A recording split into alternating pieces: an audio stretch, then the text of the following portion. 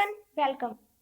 हम डेली शाम को 5 बजे इस चैनल पर यूजीसी नेट इकोनॉमिक्स से रिलेटेड वीडियोस को अपलोड करते हैं और आज हम फर्स्ट पेपर के एक टॉपिक इंट्रापर्सनल और इंटरपर्सनल कम्युनिकेशन को डिस्कस करेंगे। ठीक है, जिसने भी हमारे चैनल को सब्सक्राइब नहीं किया है वो हमारे चैनल को सब्सक्राइब कर लीजिए और बेल आइकन को भी प्रेस कर दीजिए। और अगर कोई मिस्टेक लगे तो उसको भी कमेंट बॉक्स में बता देना और ठीक लगे तो वो भी बता देना। ठीक है, चलो अब स्टार्ट करते हैं। Let's start.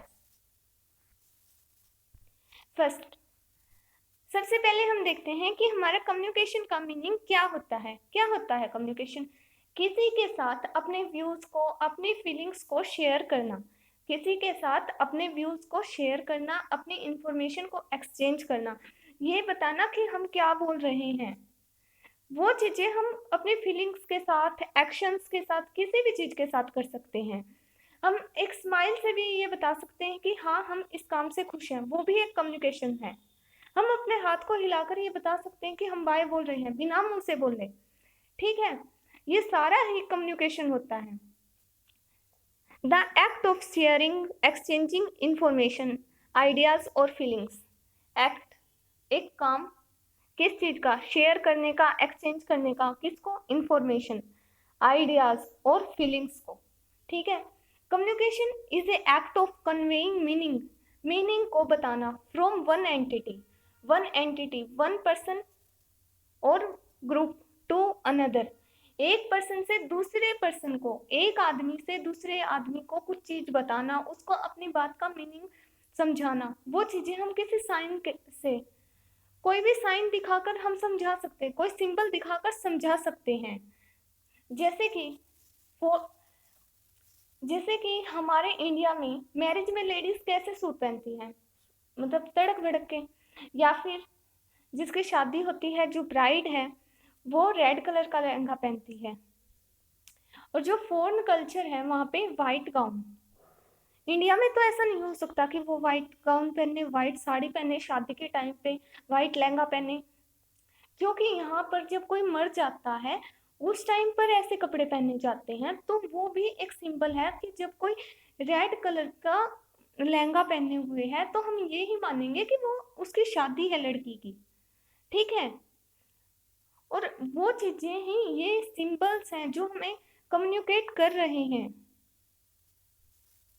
नेक्स्ट हम चलते हैं इंटरपर्सनल और इंटरपर्सनल के मीनिंग पर।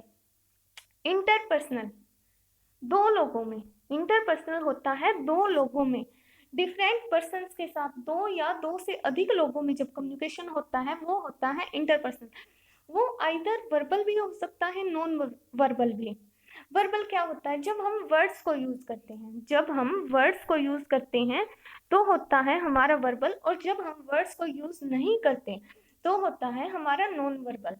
वर्बल में ओरल और रिटन कम्युनिकेशन दोनों आ जाते हैं। वर्ड्स को चाहे हम लिखकर यूज करें, चाहे हम अपने मुंह से बोलकर यूज करें, वो हमारा वर्बल कम्युनिकेशन ही होगा। नॉन वर्बल, जब हम इशारे करते हैं, जब हम वर्ड्स का यूज नहीं करते, हमारी एक स्माइल ये बता देती है कि हम उस काम से खुश हैं। हमारा हेलो करना, ये सब जस्ट एक सिंबल है, ये बता देते हैं। हमें वर्ड्स का यूज ना करके जो हम कम्युनिकेशन करते हैं, इसमें वो दोनों ही आ जाती हैं इंटरपर्सनल में। और इंट्रापर्सनल, इंट्रापर्सनल जब हम खुद के साथ बातें करते हैं। कई लोगों की आदत होती है खुद से बातें करने की, या फिर हम खुद सोच रहे होते हैं, भगवान से प्रेयर कर रहे होते हैं। जैसे कई बार ये बोलते हैं हम, हे भगवान ये क्या हो गया, जब हम खुद से ही बोलते रहते हैं। ये सारी चीजें होती हैं इंट्रापर्सनल कम्युनिकेशन में।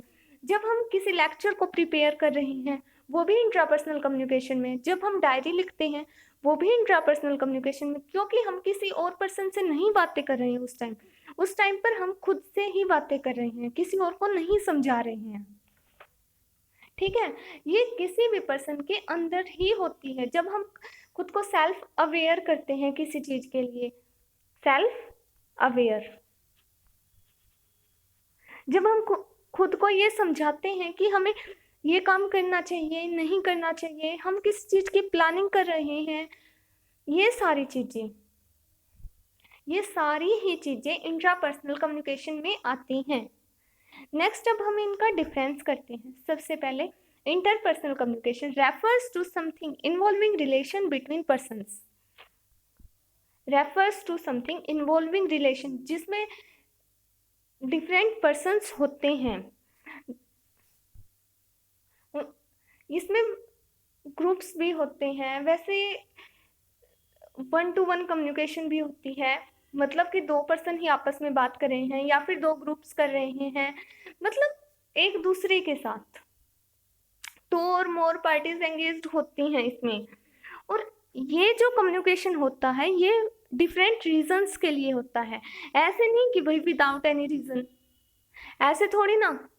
मतलब जब आपका कोई रीजन होता है मैक्सिमम टाइम्स ये उसी टाइम होता है। इसमें फीडबैक भी होता है, ठीक है, इसमें फीडबैक होता है।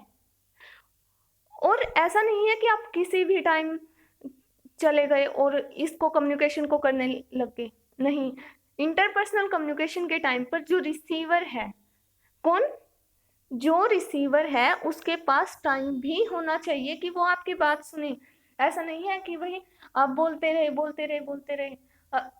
अगर अगला बंदा आपके सामने खड़ा है और वो उसका तो भी कहीं और ध्यान है तो वो कोई कम्युनिकेशन नहीं है, उस टाइम पर कम्युनिकेशन बैरियर आ जाएगा।